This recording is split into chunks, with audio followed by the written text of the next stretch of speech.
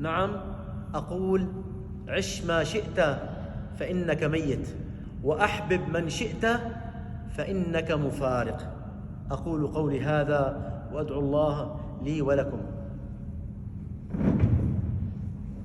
أحبتي في الله، بين الخطبتين عندما يجلس الإمام ماذا ندعو وماذا يدعو الإمام؟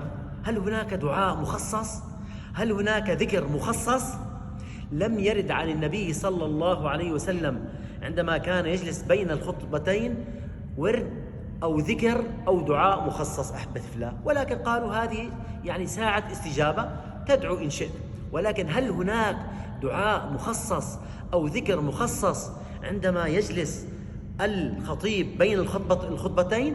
لا، لم يرد هناك دعاء أو ذكر مخصص. تدعو إن شئت، وممكن أن تصادف ساعة استجابة. الله يبارك فيكم ويجزيكم الخير، والسلام عليكم ورحمة الله وبركاته.